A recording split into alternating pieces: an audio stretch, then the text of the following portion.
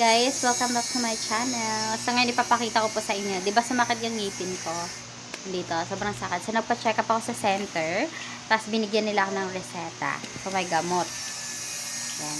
So ayan, ito yung price ng gamot. Ano siya lahat? 285. Meron akong Mefenamic, Amoxicillin.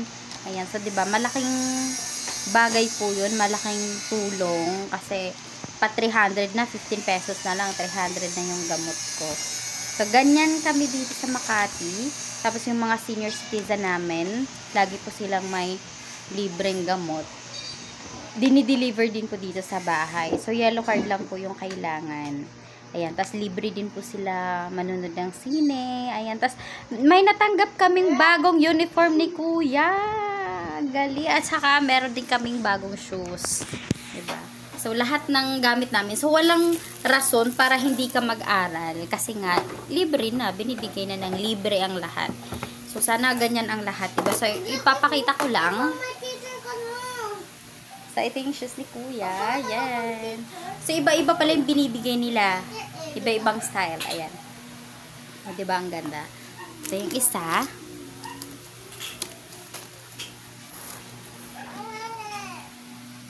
Yan, ito siya. So, diba ang ganda?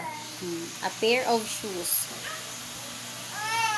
And then, meron din siyang medyas. Yan, tayo naman medyas. Ilang pares ba yung medyas na to? Nak, sa akin na nga yung uniform mo, Nak. Yung, binigay. So, ito yung medyas. 1, 2, 3. So, 3 pares. Yan. Alam mo ba, ang ganda ng tela niya? Oh, ang ganda ng tela. Oh, mamahalin yan. Pang mamahalin. Ayan. So, may nakalagay dito, socks. Paano ba siya? Socks. Yan. Tapos, lungsod ng Makati, Pilipinas. Ganda. Guys, ito po. Yun ang guys, oh. So, ito yung uniform. Pero meron pang isang guys. Na uniform, tsaka shirt na uniform. PE uniform ni Kuya. So, ito yun. PE uniform. T-shirt. Isa lang ba ito, Nak? Isa. Isang PE uniform. Last year kasi nakatanggap din kami. So, pwede pa rin namin magagamit yun. Tapos, meron din siyang PE uniform na pants. Tapos, dalawang short na pambaba sa kanya pang araw-araw. Dalawa. Tapos, meron din siyang dalawang polo shirt. Tatlo yun. Saan? Tatlo. Isa pag tatlo. Di ba nang gamit na ang isa? Hindi mo pa nagamit yun. Di ba tatlo itong uniform? Ay, tatlo pala. Oo nga pala. Tatlo pala to. Nandun yung isa. Tsaka yun ang shirt din na parang uniform. Tatlo. Tatlong ganito, oh, tatlong polo shirt. Nandun na kasi yung isa eh. Kasi tiningnan ko nung nakaraan, hinangar ko na siya. Ayan, tatlong polo shirt, tatlong shorts. Ayan, tatlong shorts, diba? Walang rason, B, para hindi ka mag-aral. Libre na.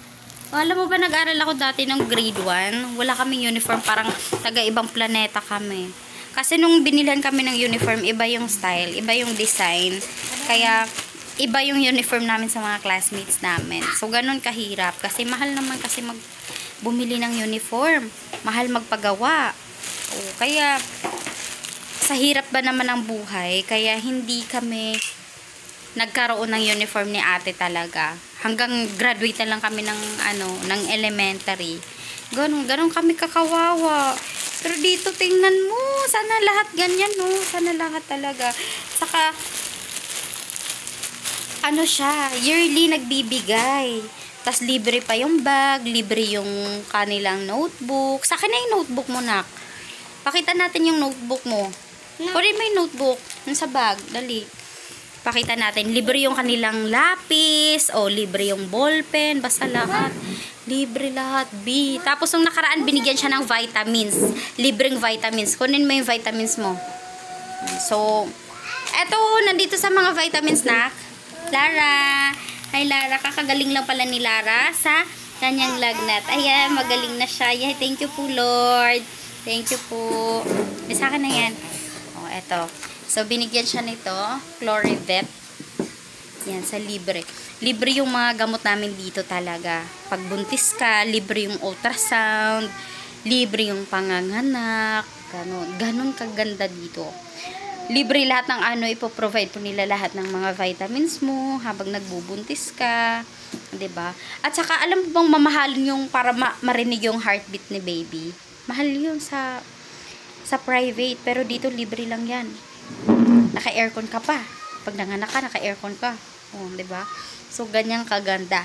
Maganda tumira dito sa Makati. Kaya, maraming mga tao na gustong tumira dito. Kasi pag narinig daw na Makati, parang, ay, sosyal. Mayaman yan. Parang ganon.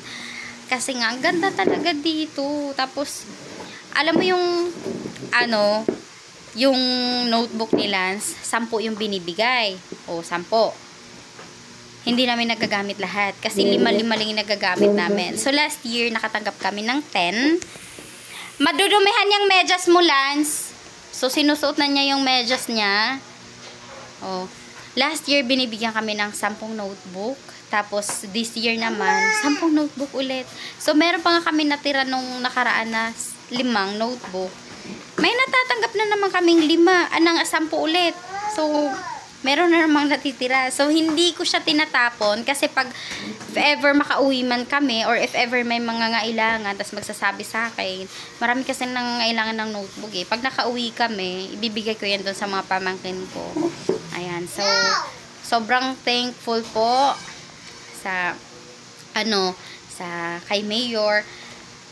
Mula pa kay Mayor Abby, ngayon si Mayor Nancy na. So, sobrang ganda. Ang ganda. So, sana, yung inaano ko na lang dito, yung kalinisan sa kalsada. Sana may dun, may magagawa ng paraan ba. Kasi yung mga tao dito, ewan kung saan-saan pinapatay yung mga aso. Ewan ko sa kanila. Baka naman, kasi si Mayor Isko, ang alam ko kay Mayor Isko, sobrang linis eh. 'Di ba? So, yun lang yung, yun lang yung update natin today. Tsaka, ang dami kong gatas, guys. Alam mo ba, tuwang-tuwa ako. Uminom ako ng kokwa. Kokwa, ito. Pakita ko sa inyo.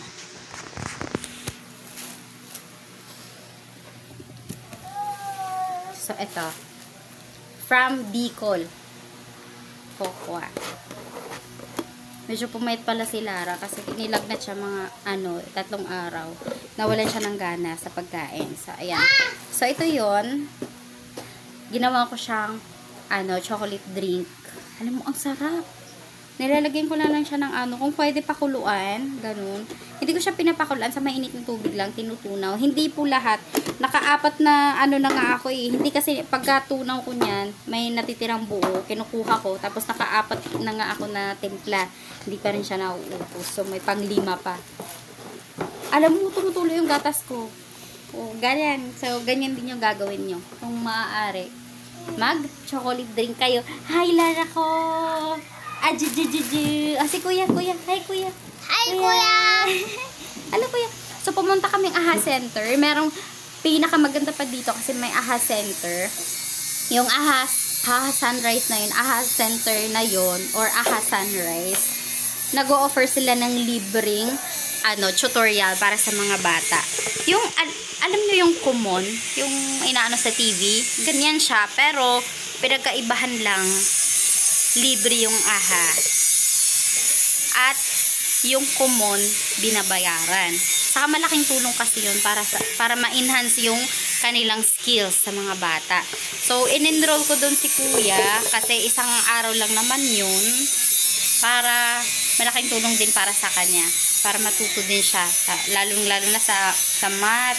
Hindi ko naman alam yung math, paano ko siya ituturo dun. At saka, paano ko tuturuan siya sa math. At saka yung sa pagbabasa din, malaking tulong din para hindi siya mahihirapan sa school.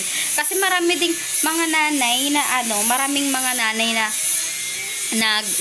sa kanila na yung anak nila daw dati nahihirapang magbasa, tapos ngayon nakasali na daw sa top 10. Sa akin naman, hindi naman importante na makatap yung anak ko. Importante lang matututo siya. Ayan, na hindi siya mahihirapan. Kasi iba kasi yung yung alam mo kaysa sa hindi mo alam. Ganun. Iba yung may nagtuturo sa'yo. Ayan. So, kahit isang oras lang. So, malaking tulong na yun para sa kanya. Kaya, in-enroll ko siya. Yay! Tutuloy pa rin ang ating breastfeeding. Syempre, so, kailangan, pag ikaw breastfeeding ka, kailangan mo mag-iingat. Kailangan mo pangangalagaan yung sarili mo. Kailangan mong pangangalagaan, lalong-lalo na ang yung breast milk. Kasi, paano na lang kung mawalan ka ng breast milk? Anong ipapadede mo? Ang mahal-mahal ng formula. So, higop-higop ng sabaw. So, ngayon, humigop ako ng sabaw ng nilagang baboy. So, 100 pesos na nilagang baboy. Importante dun is yung sabaw talaga. So, humigop ako para magkaroon ako ng maraming gatas. At may mandidede si baby. Lara! Lara ko! Baby! May mandidede ang Lara. Bye, guys. Bye! Wait lang, guys! Bye, guys! Guys! Please like and subscribe. Bye-bye, guys! Bye.